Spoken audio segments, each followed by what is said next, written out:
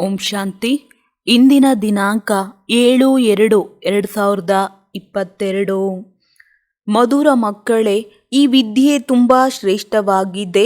ಇದರಲ್ಲಿ ಮಾಯಾ ರಾವಣನು ವಿಘ್ನ ಹಾಕುತ್ತಾನೆ. ಮಾಯೆಯಿಂದ ತಮ್ಮನ್ನು ತಾವು ಕಾಪಾಡಿಕೊಳ್ಳಬೇಕು. ಪ್ರಶ್ನೆ: ನಿಮ್ಮ ಸೇವೆಯು ಯಾವಾಗ ವೃದ್ಧಿಯಾಗುತ್ತದೆ? ಉತ್ತರ: ಯಾವಾಗ ಸೇವೆ ಮಾಡುವ ಮಕ್ಕಳು ನೀವು ಪಕ್ಕಾ ನಷ್ಟಮೋಹ ಯೋಗಯುಕ್ತರಾಗುತ್ತೀರಿ, ಆಗ ನಿಮ್ಮ ಸೇವೆಯಲ್ಲಿ ವೃದ್ಧಿ ಆಗುತ್ತದೆ. ನೀವು ಸರ್ವರ ಉದ್ಧಾರ ಮಾಡಲು ನಿಮಿತ್ತರಾಗಿ ಬಿಡುತ್ತೀರಿ. ಯಾವಾಗ ಪೂರ್ಣ ನಿಶ್ಚಯ ಬುದ್ಧಿಯವರಾಗಿ ತಂದೆಯ ಪ್ರತಿ ಆದೇಶವನ್ನು ಜೀವನದಲ್ಲಿ ಅಳವಡಿಸಿಕೊಂಡಾಗ ಸೇವೆಯಲ್ಲಿ ಸಫಲತೆ ಸಿಗುತ್ತದೆ. ಗೀತೆ: ನಾನೊಂದು ಮುಗ್ಧ ಮಗುವಾಗಿದ್ದೇನೆ. ಓಂ ಶಾಂತಿ. ತಂದೆ ಬಂದು ಚಿಕ್ಕ ಚಿಕ್ಕ ಮಕ್ಕಳಿಗೂ ತಿಳಿಸಿಕೊಡುತ್ತಾರೆ. ಕೆಲವರು ಚಿಕ್ಕವರಾಗಿದ್ದಾರೆ, ಕೆಲವರು ಮಧ್ಯಮ, ಕೆಲವರು ಹಿರಿಯರಾಗಿದ್ದಾರೆ. ಜ್ಞಾನವನ್ನು ಚೆನ್ನಾಗಿ ತಿಳಿದು ಅನೇಕರಿಗೆ ತಿಳಿಸಿಕೊಡುವವರಿಗೆ ದೊಡ್ಡವರೆಂದು ಹೇಳಲಾಗುತ್ತದೆ. ಯಾರು ತಿಳಿಸಿಕೊಡುವುದಿಲ್ಲ ಅವರಿಗೆ ಚಿಕ್ಕ ಮಕ್ಕಳೆಂದು ಕರೆಯಲಾಗುವುದು. ಚಿಕ್ಕ ಮಗುವಾದರೆ ಪದವಿಯೂ ಚಿಕ್ಕದಾಗಿರುತ್ತದೆ. ಇದು ತಿಳಿದುಕೊಳ್ಳುವ ಮಾತು. ಮನುಷ್ಯರು ಗಂಗೆಯಲ್ಲಿ ಸ್ನಾನ ಮಾಡುತ್ತಾರೆ, ಕುಂಭಮೇಳ ಆಚರಿಸುತ್ತಾರೆ. ಕುಂಭವೆಂದರೆ ಈಗ ಸಂಗಮವಾಗಿದೆ. ಸಂಗಮದ ಮೇಳವಂತೂ ಶ್ರೇಷ್ಠಾತಿ ಶ್ರೇಷ್ಠ. ಒಬ್ಬ ಜ್ಞಾನ ಸಾಗರನೊಂದಿಗೆ ಜ್ಞಾನ ನದಿಗಳ ಮಿಲನವೆಂದು ಹೇಳಲಾಗುವುದು. ನೀರಿನ ನದಿಗಳಂತೂ ಬಹಳಷ್ಟು ಇರುತ್ತವೆ. ಆ ನದಿಗಳೆಲ್ಲವೂ ಸಾಗರದಲ್ಲಿ ಸೇರುತ್ತವೆ. ಆದರೆ ಎಲ್ಲ ಕಡೆ ಅಷ್ಟೊಂದು ಮಿಲನವಾಗುವುದಿಲ್ಲ. ಬ್ರಹ್ಮಪುತ್ರ ನದಿಯು ಅತಿ ದೊಡ್ಡ ನದಿ ಆಗಿದೆ. ಅದು ಕೋಲ್ಕತ್ತಾದ ಕಡೆ ಹೋಗಿ ಸೇರುತ್ತದೆ. ಈ ರೀತಿ ಸರಸ್ವತಿ, ಗಂಗಾ ಮುಂತಾದ ಬಹಳ ನದಿಗಳಿವೆ. ಆ ನದಿಗಳೆಲ್ಲ ಸಾಗರದಲ್ಲಿ ಸೇರುತ್ತವೆ. ನದಿಗಳಿಂದ ಮತ್ತೆ ಕೊಳ ಮುಂತಾದವುಗಳು ಆಗುತ್ತವೆ. ಜ್ಞಾನಸಾಗರ ಒಬ್ಬ ಶಿವತಂದೆ ಆಗಿದ್ದಾರೆಂದು ಮಕ್ಕಳು ತಿಳಿದುಕೊಂಡಿದ್ದೀರಿ. ಈ ಬ್ರಹ್ಮನೂ ಸಹ ಜ್ಞಾನ ನದಿಯಾಗಿದ್ದಾರೆ. ಇವರ ಹಾಗೂ ಜ್ಞಾನಸಾಗರನ ಮಿಲನದ ಮೇಳವಾಗಿದೆ. ವಾಸ್ತವಿಕವಾಗಿ ಇದನ್ನು ಸತ್ಯ ಕುಂಭ ಸಂಗಮ ಎಂದು ಕರೆಯಲಾಗುವುದು. ಎಲ್ಲಕ್ಕಿಂತ ಅತಿ ದೊಡ್ಡ ಮಿಲನ ಜ್ಞಾನಸಾಗರನ ಬಳಿ ಬರುವುದಾಗಿದೆ. ಈ ಬ್ರಹ್ಮಪುತ್ರ ಅತಿ ದೊಡ್ಡ ನದಿಯಾಗಿದೆ. ಮೊಟ್ಟ ಮೊದಲು ಈ ನದಿಯು ಸಾಗರದಿಂದ ಆರಂಭವಾಗಿದೆ. ಇವೆರಡರ ಸಂಗಮವಾಗಿದೆ. ಸಾಗರನಿಂದ ಆರಂಭವಾದಂತಹ ಈ ನದಿ ಬ್ರಹ್ಮ ಆಗಿದ್ದಾರೆ. ಇವರೇ ಮೊದಲಿಗೆ ಅಂತ್ಯವನ್ನು ತಲುಪಿ ಸಾಗರನಿಂದ ಮೊಟ್ಟ ಮೊದಲು ಜನ್ಮ ಪಡೆಯುತ್ತಾರೆ. ಪುನಃ ಸತ್ಯಯುಗದಲ್ಲಿ ಮೊದಲನೇ ಸ್ಥಾನವನ್ನು ಪಡೆಯುತ್ತಾರೆ. ಸರಸ್ವತಿ ಹಾಗೂ ಬ್ರಹ್ಮರವರ ಮೇಳವಲ್ಲ, ಬ್ರಹ್ಮಪುತ್ರ ಹಾಗೂ ಸಾಗರನ ಮೇಳವಾಗಿದೆ. ಮನುಷ್ಯರು ಕುಂಭಮೇಳದಲ್ಲಿ ಹೋಗಿ ಸ್ನಾನ ಮಾಡುತ್ತಾರೆ. ತುಂಬ ನದಿಗಳಿರುತ್ತವೆ. ಇಲ್ಲಂತೂ ಎಷ್ಟೊಂದು ಜ್ಞಾನ ಗಂಗೆಯರು ಬಂದು ಮಿಲನ ಮಾಡುತ್ತಾರೆ. ಇದು ತುಂಬ ಚೆನ್ನಾಗಿದೆ ಎಂದು ತಂದೆ ತಿಳಿಸುತ್ತಾರೆ. ಇಲ್ಲಿ ಪ್ರತಿನಿತ್ಯ ನದಿಗಳಲ್ಲಿ ಸ್ನಾನ ಮಾಡುವಂಥವರನ್ನು ಉಳಿಸುವವರು ಯಾರು? ಈ ನದಿಗಳು ಜ್ಞಾನ ಗಂಗೆಯರಲ್ಲ. ಇವುಗಳಲ್ಲಿ ಮೀನು ಮೊಸಳೆಗಳೆಲ್ಲ ಸ್ನಾನ ಮಾಡುತ್ತವೆ.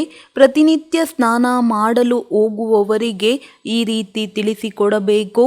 ನೀವು ಈ ರೀತಿ ಮಾಡುತ್ತಾ ಮಾಡುತ್ತಾ ಬಡವರಾಗಿ ಬಿಟ್ಟಿದ್ದೀರಿ. ತೀರ್ಥಯಾತ್ರೆಗಳಿಗಾಗಿ ಮನುಷ್ಯರು ಎಷ್ಟೊಂದು ಖರ್ಚು ಮಾಡುತ್ತಾರೆ. ಇಲ್ಲಿಯಾದರೂ ಖರ್ಚಿನ ಮಾತಿಲ್ಲ.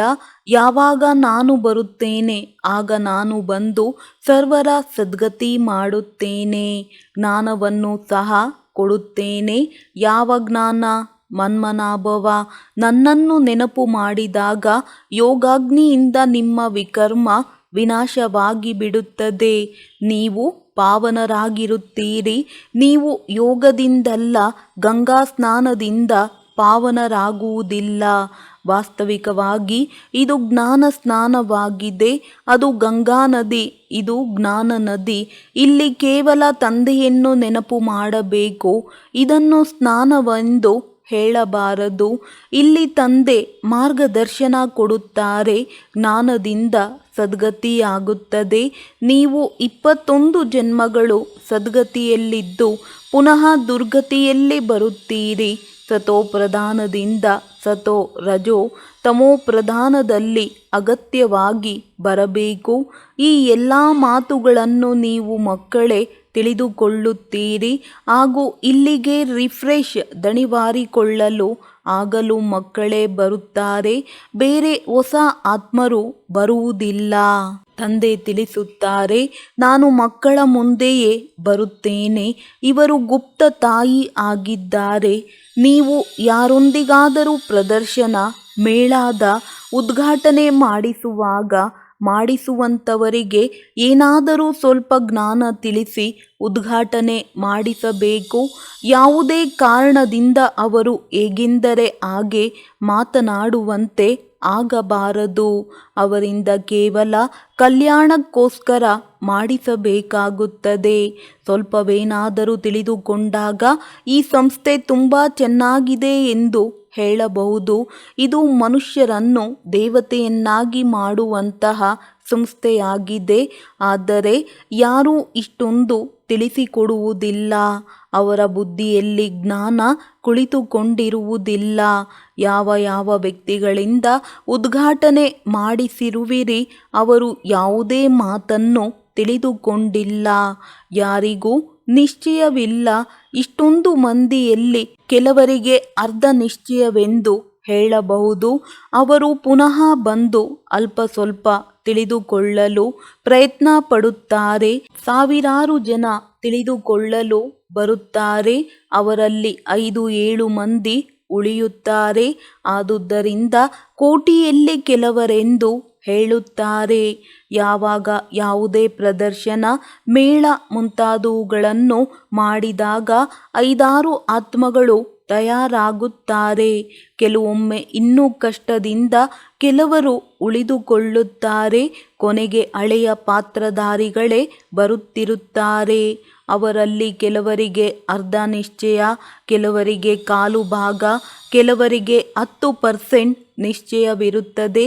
ಶಾಲೆಯಲ್ಲಿ ಪೂರ್ಣ ನಿಶ್ಚಯವಿಲ್ಲದೆ ಕುಳಿತುಕೊಳ್ಳುವುದಿಲ್ಲ. ನಿಶ್ಚಯವಿದ್ದಾಗ ನಾನು ವಕೀಲನಾಗಬೇಕಾದುದರಿಂದ ಈ ಪರೀಕ್ಷೆಯಲ್ಲಿ ಅಗತ್ಯವಾಗಿ ಉತ್ತೀರ್ಣನಾಗಬೇಕು. ಇಲ್ಲಿಯಂತೂ ಸಂಶಯ ಬುದ್ಧಿಯವರೂ ಸಹ ಕುಳಿತುಕೊಂಡು ಬಿಡುತ್ತಾರೆ. ನಿಧಾನವಾಗಿ ಮನುಷ್ಯರಿಂದ ದೇವತೆ ಆಗುವವೆಂದು ನಿಶ್ಚಯವಾಗುತ್ತದೆ ಎಂದು ತಿಳಿಯುತ್ತಾರೆ. ಇಲ್ಲಿ ನಿಶ್ಚಯವಾಗಲು ಕುಳಿತುಕೊಳ್ಳುತ್ತಾರೆ. ನಂತರ ನಡೆಯುತ್ತಾ ಬಿದ್ದು ಹೋಗುತ್ತಾರೆ. 4-5 ವರ್ಷ ಓದುತ್ತಾ ನಂತರ ಸಂಶಯದಲ್ಲಿ ಬಂದು ಹೊರಟು ಹೋಗುತ್ತಾರೆ. ಈ ವಿದ್ಯೆ ತುಂಬ ಶ್ರೇಷ್ಠವಾಗಿದೆ. ಹಾಗೂ ಇಲ್ಲಿ ಮಾಯೆಯ ವಿಘ್ನ ಬೀಳುತ್ತಿರುತ್ತದೆ. ಮಾಯೆ ತಿಳಿದುಕೊಳ್ಳಲು ಬಿಡುವುದಿಲ್ಲ. ಮಾಯೆ ಮಕ್ಕಳ ಓದಿನಲ್ಲಿ ವಿಘ್ನವನ್ನು ಹಾಕುತ್ತದೆ. ಇದು ತುಂಬ ಅದ್ಭುತವಾದ ಶಾಲೆಯಾಗಿದೆ. ಈ ಮಹಿಮೆ ದಿಲ್ವಾಡ ಮಂದಿರದಲ್ಲಿ ತುಂಬ ಚೆನ್ನಾಗಿ ಹೇಳಬಹುದು. ಇದು ಜಡ ಮಂದಿರವಾಗಿದೆ. ಸ್ವರ್ಗ ಸ್ಥಾಪನೆಗಾಗಿ ಮಾಡಿ ಹೋಗಿರುವ ಜಗದಂಬ, ಜಗತ್ಪಿತ ಹಾಗೂ ಅವರ ಮಕ್ಕಳು ಅವರ ಜಡ ನೆನಪಾರ್ಥ ಮಾಡಲ್ಪಟ್ಟಿದೆ ಎಂದು ತಿಳಿಸಬಹುದು. ಹೇಗೆ ಶಿವಾಜಿ ಮುಂತಾದವರೆಲ್ಲರೂ ಒಮ್ಮೆ ಚೈತನ್ಯದಲ್ಲಿದ್ದರು, ಈಗ ಅವರ ಸ್ಮಾರಕವಿದೆ. ಅದೇ ರೀತಿ ಈಗ ಜಗದಂಬ ಹಾಗೂ ಜಗತ್ಪಿತ ಚೈತನ್ಯದಲ್ಲಿ ಬಂದಿದ್ದಾರೆ. 5000 ವರ್ಷದ ನಂತರ ಅದೇ ಪಾತ್ರವನ್ನು ಮಾಡುತ್ತಾರೆ. ನಂತರ ಅವರ ಚಿತ್ರವು ಸ್ಮಾರಕ ರೂಪದಲ್ಲಿ ಮಾಡುತ್ತಾರೆ. ಮೊದಲಂತೂ ಚಿತ್ರ ಇರುವುದಿಲ್ಲ. ಈ ಚಿತ್ರಗಳೆಲ್ಲವೂ ಸಮಾಪ್ತಿಯಾಗಿ ಬಿಡುತ್ತವೆ. ನಂತರ ಮೊದಲನೆಯ ಚಿತ್ರವನ್ನು ಮಾಡಲು ಆರಂಭ ಮಾಡುತ್ತಾರೆ. ಮೊಟ್ಟಮೊದಲು ಶಿವತಂದೆಯ ಸ್ಮಾರಕವಿರಬೇಕು. ಅವರ ಸ್ಮಾರಕವನ್ನು ಮಾಡುತ್ತಾರೆ. ಎಲ್ಲರೂ ಪತಿತ ಪಾವನನೆಂದು ನೆನಪು ಮಾಡುತ್ತಾರೆ. ಆದರೆ ನಾವು ಪತಿತರೆಂದು ತಿಳಿದುಕೊಂಡಿಲ್ಲ. ಮೂಲತಃ ಸತ್ಯ ಜ್ಞಾನ ಇದಾಗಿದೆ. ಇದರಿಂದಲೇ ಸದ್ಗತಿ ಸಿಗುತ್ತದೆ. ಗುರುಗಳಿಂದ ಜ್ಞಾನ ಸಿಗುತ್ತದೆ. ನೀರಿನ ನದಿಗಳಂತೂ ಗುರುಗಳಲ್ಲ. ಇದೆಲ್ಲವೂ ಅಂಧಶ್ರದ್ಧೆಯಾಗಿದೆ. ಕರ್ತವ್ಯವನ್ನು ತಿಳಿಯದೆ ಏನೂ ಪಡೆಯಲು ಸಾಧ್ಯವಿಲ್ಲ. ಕೇವಲ ದರ್ಶನ ಮಾಡುವುದೂ ಸಹ ವ್ಯರ್ಥವಾಗಿದೆ. ಇಲ್ಲಿ ದರ್ಶನದ ಮಾತಿಲ್ಲ. ಆದರೂ ಯಾರಾದರೂ ಹೊಸ ಮಕ್ಕಳೊಂದಿಗೆ ತಂದೆಯ ಸಂದೇಶವನ್ನು ನೀಡುವ ಸಲುವಾಗಿ ಮಿಲನ ಮಾಡಬೇಕಾಗುತ್ತದೋ, ಆದರೆ ಗಣ್ಯ ವ್ಯಕ್ತಿಗಳು ಯಾರೂ ಸಹ ತಂದೆಯ ಸಂದೇಶವನ್ನು ತಲುಪಿಸುವುದಿಲ್ಲ. ಬಡ ಮಕ್ಕಳು ಆ ಕರ್ತವ್ಯವನ್ನು ಮಾಡುತ್ತಾರೆ. ಹೀಗೆ ಕೆಲವರು ಜ್ಞಾನಧನದಲ್ಲಿ ಶ್ರೀಮಂತರಾಗಿ ಬಿಟ್ಟಾಗ ತಂದೆಯ ಹೆಸರನ್ನು ಪ್ರಖ್ಯಾತ ಮಾಡಬಹುದು. ಈ ನದಿಗಳಲ್ಲಿ ಸ್ನಾನ ಮಾಡುತ್ತಲೇ ಬಂದಿದ್ದಾರೆ. ಈ ಸ್ನಾನದಿಂದ ಯಾರಿಗೂ ಸದ್ಗತಿ ಸಿಗುವುದಿಲ್ಲ. ಪತಿತ ಪಾವನ ಸದ್ಗತಿದಾತ ಒಬ್ಬ ತಂದೆಯಾಗಿದ್ದಾರೆ. ಅವರೇ ಬಂದು ಸರ್ವರ ಸದ್ಗತಿ ಮಾಡುತ್ತಾರೆ. 1 ಸೆಕೆಂಡಿನಲ್ಲಿ ಸದ್ಗತಿ ಪಡೆಯಬಹುದೆಂದು ತಂದೆಯು ತಿಳಿಸುತ್ತಾರೆ. ಶ್ರೀಮತ ಹೇಳುತ್ತದೆ, ನನ್ನನ್ನು ನೆನಪು ಮಾಡಿದಾಗ ಅಂತ್ಮತಿ ಸೋಗತಿ ಆಗಿಬಿಡುತ್ತದೆ. ಇದನ್ನು ಯೋಗಾಗ್ನಿ ಎಂದು ಕರೆಯಲಾಗುವುದು. ಇದರಿಂದ ವಿಕರ್ಮ ವಿನಾಶವಾಗುತ್ತದೆ. ಆದುದರಿಂದ ತಂದೆ ತಿಳಿಸುತ್ತಾರೆ, ನನ್ನನ್ನು ನೆನಪು ಮಾಡಿದಾಗ ಸದಾಕಾಲಕ್ಕೆ ಆರೋಗ್ಯವಂತರಾಗುತ್ತೀರಿ. ಅಲ್ಲದೆ ನಾನೇ ಸ್ವರ್ಗ ಸ್ಥಾಪನೆ ಮಾಡುತ್ತೇನೆ. ಈ ಚಕ್ರವನ್ನು ನೆನಪು ಮಾಡುವುದರಿಂದ ನೀವು ಚಕ್ರವರ್ತಿ ರಾಜರಾಗುತ್ತೀರಿ. ತಂದೆ ಹಾಗೂ ಆಸ್ತಿಯನ್ನು ನೆನಪು ಮಾಡಬೇಕು. ಈಗ ನಾವು ತಂದೆಯ ಬಳಿ ಹಿಂತಿರುಗಬೇಕು. ಕಲ್ಪದಲ್ಲಿ ತಂದೆ ಒಮ್ಮೆಯೇ ಬಂದು ಸದ್ಗತಿ ಮಾಡುತ್ತಾರೆ. ಅವರು ಸರ್ವರ ಸದ್ಗತಿದಾತನಾಗಿದ್ದಾರೆ. ನೀವು ಯಾರ ಸದ್ಗತಿಯನ್ನು ಮಾಡಲು ಸಾಧ್ಯವಿಲ್ಲ. ಶಿವ ತಂದೆಯಿಂದ ಹೊರಟಿರುವಂತಹ ಜ್ಞಾನ ಗಂಗೆಯರಾಗಿದ್ದಾರೆ. ಶಿವಕಾಶಿ ವಿಶ್ವನಾಥ ಗಂಗಾ ಇವರಾಗಿದ್ದಾರೆ. ಆದರೆ ಇವರು ನೀರಿನ ಗಂಗೆಯನ್ನು ಸದ್ಗತಿದಾತ ಪತಿತ ಪಾವನಿ ಎಂದು ತಿಳಿದುಕೊಂಡಿದ್ದಾರೆ. ನೀವು ಅವರಿಗೆ ತಿಳಿಸಿಕೊಡಬೇಕಾಗಿದೆ. ನೀವು ಯೋಗಯುಕ್ತರಾಗಿದ್ದಾಗ ಸೇವೆಯನ್ನು ಮಾಡಬಹುದು. ಯಾರು ನಷ್ಟಮೋಹ ಉತ್ತಮ ಯೋಗಿಯಾಗಿರುತ್ತಾರೆ ಅವರು ಪೂರ್ಣ ಸೇವೆ ಮಾಡಬಲ್ಲರು. ಅಂತಿಮದಲ್ಲಿ ತುಂಬ ಸೇವೆ ನಡೆಯುತ್ತದೆ. ಸಾಧು ಮುಂತಾದವರನ್ನು ನೀವೇ ಉದ್ಧಾರ ಮಾಡಬೇಕು. ಅವರಿಗೆ ಸದ್ಗತಿದಾತ ಒಬ್ಬರೇ ಆಗಿದ್ದಾರೆಂದು ತಿಳಿಸಿಕೊಡಬೇಕು. ಅವರೇ ತಿಳಿಸುತ್ತಾರೆ, ಈಗ ನನ್ನನ್ನು ನೆನಪು ಮಾಡಿದಾಗ ನನ್ನ ಬಳಿ ಬಂದು ಬಿಡುವಿರಿ. ಮುಕ್ತಿಯಂತೂ 1 ಸೆಕೆಂಡಿನಲ್ಲಿ ಪ್ರಾಪ್ತಿಯಾಗುತ್ತದೆ. ಮುಕ್ತಿಯ ನಂತರ ಜೀವನ್ಮುಕ್ತಿಯಂತೂ ಇದ್ದೇ ಇರುತ್ತದೆ. ಈ ಮಾತುಗಳನ್ನು ಬಹಳ ತಿಳಿದುಕೊಳ್ಳಬೇಕಾಗಿದೆ. ಎಲ್ಲರೂ ಒಂದೇ ರೀತಿ ಧಾರಣೆ ಮಾಡುವುದಿಲ್ಲ. ನಂಬರ್ ವಾರ್ ಪುರುಷಾರ್ಥದನುಸಾರ ಧಾರಣೆಯಾಗುತ್ತದೆ. ಒಳ್ಳೊಳ್ಳೆಯ ಜ್ಞಾನ ಬಿಂದುಗಳಿವೆ. ಈ ಎಲ್ಲ ಜ್ಞಾನ ಬಿಂದುಗಳನ್ನು ಧಾರಣೆ ಮಾಡಿದಾಗ ನಶೆ ಏರುತ್ತದೆ. ತಂದೆ ತುಂಬ ಸಹಜಕ್ಕಿಂತಲೂ ಸಹಜ ವಿಧಿ ತಿಳಿಸಿಕೊಟ್ಟರೂ ಸಹ ಕೆಲವು ಮಕ್ಕಳು ತಂದೆಯ ಕೃಪೆ ಮಾಡು, ಶಕ್ತಿ ಕೊಡು ಎಂದು ಬರೆಯುತ್ತಾರೆ. ಆಗ ಬಾಬಾ ಇಂಥವರನ್ನು ಭಕ್ತಿ ಬುದ್ಧಿಯವರೆಂದು ತಿಳಿದುಕೊಳ್ಳುತ್ತಾರೆ. ತುಂಬ ಭಕ್ತರಿದ್ದಾರೆ ಹಾಗೂ ಎಲ್ಲರೂ ಪತಿತ ಪಾವನ ಬಾ ಎಂದು ಮಹಿಮೆ ಮಾಡುತ್ತಾರೆ. ತಂದೆಯನ್ನು ಎಲ್ಲರೂ ನೆನಪು ಮಾಡುತ್ತಾರೆ. ಓ ಪರಂಪಿತ ಪರಮಾತ್ಮ ಎಂದು ಹೇಳುತ್ತಾರೆ. ಆದರೆ ತಿಳಿದುಕೊಳ್ಳುವುದಿಲ್ಲವೆಂದಾಗ ದಯೆ ಕೃಪೆ ಹೇಗೆ ಮಾಡುತ್ತಾರೆ? ಇವರು ತ್ರಿಮೂರ್ತಿಗಳಾಗಿದ್ದಾರೆ. ಮೇಲೆ ಶಿವ ತಂದೆ, ನಂತರ ಬ್ರಹ್ಮ ಕುಮಾರ ಕುಮಾರಿಯರಂತೂ ಇಲ್ಲಿಯೇ ಹಾಜರಿದ್ದೇವೆ. ಸ್ತ್ರೀ ಪುರುಷರಿಬ್ಬರು ನಾವು ಬ್ರಹ್ಮ ಕುಮಾರ ಕುಮಾರಿಯರೆಂದು ಹೇಳುತ್ತಾರೆ. ಹೀಗೆ ಇಬ್ಬರು ಸಹೋದರ ಸಹೋದರಿಯಾಗಿ ಬಿಟ್ಟರು. ನೀವೂ ಸಹ ಪ್ರಜಾಪಿತ ಬ್ರಹ್ಮನ ಸಂತಾನರಾಗಿದ್ದು ಈಗ ಇಲ್ಲವಾಗಿದೆ. ನೀವು ತಿಳಿದುಕೊಂಡಿಲ್ಲ. ಪರಂಪಿತ ಪರಮಾತ್ಮ ಪ್ರಜಾಪಿತ ಬ್ರಹ್ಮನ ಮೂಲಕ ಮನುಷ್ಯ ಸೃಷ್ಟಿಯನ್ನು ರಚಿಸುವರೆಂದಾಗ ಮೊಟ್ಟ ಮೊದಲು ಬ್ರಾಹ್ಮಣ ಧರ್ಮವಿರುತ್ತದೆ ಎಂದು ಹೇಳುವರು. ಸೃಷ್ಟಿ ರಚನೆ ಮಾಡುವಾಗ ಬ್ರಹ್ಮ ಕುಮಾರ ಕುಮಾರಿಯರು ಇರುತ್ತಾರೆ. ನಂತರ ಧರ್ಮದ ಸ್ಥಾಪನೆಗಾಗಿ ಉಳಿದ ಅನೇಕ ಧರ್ಮಗಳು ವಿನಾಶವಾಗಿ ಬಿಡುತ್ತದೆ. ಈ ಸಮಯದಲ್ಲಿ ನೀವು ಬ್ರಹ್ಮ ಕುಮಾರ ಹಾಗೂ ಕುಮಾರಿ ಆಗಿದ್ದೀರಿ. ಪುನಃ ದೈವಿ ಕುಮಾರ ಕುಮಾರಿ ಆಗುತ್ತೀರಿ. ಹೀಗೆ ಒಮ್ಮೆ ವಿಷ್ಣು ಕುಮಾರ, ಒಮ್ಮೊಮ್ಮೆ ಭಿನ್ನ ಭಿನ್ನ ನಾಮರೂಪದಲ್ಲಿ ಜನ್ಮ ಪಡೆಯುತ್ತೀರಿ. ಈಗ ನೀವು ಈಶ್ವರೀಯ ಕುಮಾರ, ನಂತರ ದೈವಿ ಕುಮಾರ. ಎಲ್ಲದಕ್ಕಿಂತ ಮುಂಚೆ ಬೇರೆ ಬೇರೆ ಹೆಸರುಗಳನ್ನು ಇಡುತ್ತಾರೆ. ಸತ್ಯಯುಗದಲ್ಲಿ ಇಂತಹ ಹೆಸರುಗಳು ಇರುವುದಿಲ್ಲ. ತಂದೆಯು ನಿಮಗೆ ಎಷ್ಟೊಂದು ಒಳ್ಳೊಳ್ಳೆಯ ರಮಣೀಕವಾದ ಹೆಸರುಗಳನ್ನು ಕಳುಹಿಸಿದ್ದರು. ಮಕ್ಕಳೀಗ ತಂದೆಯ ಆದೇಶದಂತೆ ಧಾರಣೆ ಮಾಡಬೇಕು. ಬೇಹದ್ದಿನ ವ್ಯಾಪಾರ ನಿಮ್ಮದಾಗಿದೆ. ಉತ್ತಮ ವ್ಯಾಪಾರ ಮಾಡಿದಾಗ 21 ಜನ್ಮಗಳಿಗೆ ಉತ್ತಮವಾದ ಪದವಿ ಸಿಗುತ್ತದೆ. ಪುರುಷಾರ್ಥ ಮಾಡಿ ಬಡ ಅಬಲೆಯರೇ ಉತ್ತಮ ಆಸ್ತಿ ಪಡೆಯುತ್ತಾರೆ. ಶ್ರೀಮಂತರು ಪಡೆಯುವುದಿಲ್ಲ.